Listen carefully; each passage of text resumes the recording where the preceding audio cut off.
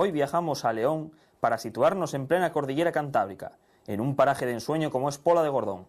Allí nos encontramos con un camping de primera categoría, el Bosque de Gordón, con más de 30.000 metros cuadrados de superficie en los que poder disfrutar plenamente de las vacaciones y con un restaurante para 120 comensales abierto durante toda la temporada de verano. El camping del Bosque de Gordón, además, se encuentra en una zona estratégica, punto de partida de rutas en las que poder disfrutar de parajes naturales de gran belleza, como pueden ser las hoces de Cervera o las cuevas de Valporquero.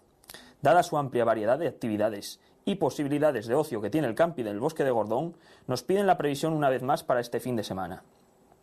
El viernes los cielos comenzarán despejados o casi despejados por la mañana, con posibilidad de que se forme alguna niebla matinal en las zonas de valle.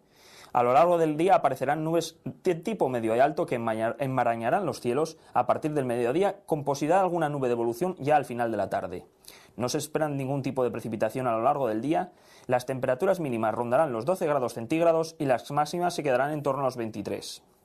El sábado amanecerá poco nuboso por la mañana, aumentando a muy nuboso según avance el día con nubes de tipo medio y alto, predominando a mediodía, y nubes de evolución una vez más a lo largo de la tarde.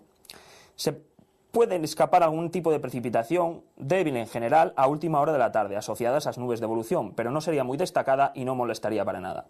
La temperatura mínima se quedará en torno a los 13 grados centígrados y las máximas rondarán los 24, subiendo ligeramente con respecto a las del viernes.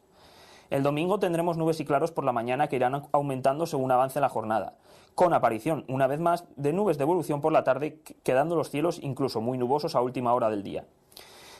Las precipitaciones serán probables, sobre todo por la tarde. Habrá posibilidad de tormentas. Estas precipitaciones serán en forma de chubascos, que pueden ser puntualmente moderados, pero muy cortos en el tiempo. Las temperaturas mínimas rondarán una vez más los 14 grados centígrados y las máximas se quedarán en torno a los 24.